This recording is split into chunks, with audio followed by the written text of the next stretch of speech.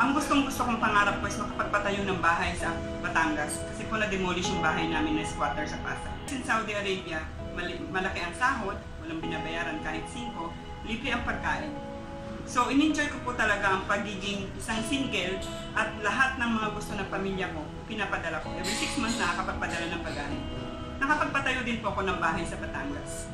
Nawala din po yung utang namin na matagal na panahon na 5-6 ng mga magulang ko. Pero may malaking dagok sa buhay ko na hindi ko kayang kalimutan. Yun po yung pagkamatay ng tatay ko. Mahirap pala pag wala kang emergency fund. Mahirap pala pag wala kang iuwi para sa pamilya mo. Dumating na naman po ang panibagong dagok sa akin.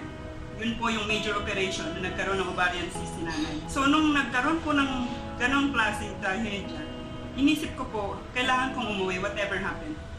Gumamit ako ng credit card, kinaskas ko siya, so 3 credit card ko max out. Dahil doon, nakauwi naman po ako. 2 weeks, maximum po almost 20 days. Sabi ko sa sarili ko, okay lang yan. Pera lang yan, kayang-kaya ko yung bayaran. Anyways, I'm working in the hospital. Siguradong hindi ako mawawalan ng trabaho.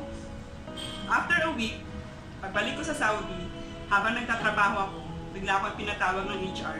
At ang sabi sa akin, this is your last day.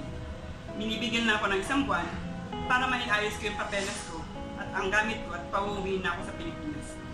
34 years old ako by that time. Ano ang mangyayari sa akin pag uwi ko? Meron ba akong malaking sahod? Natadatnan sa Pilipinas? Maghahanap ulit ako ng trabaho. Mabuti na lang, ang kapatid ko nandito sa Dubai. Sabi niya sa akin, sige punta ka dito sa Dubai. Maraming hospital dito. Pwedeng-pwede kang magkaroon ng trabaho. Napakagandang opportunity, dun ko po nakilala si IMG. IMG, ito po ang nagpabago ng aking buhay.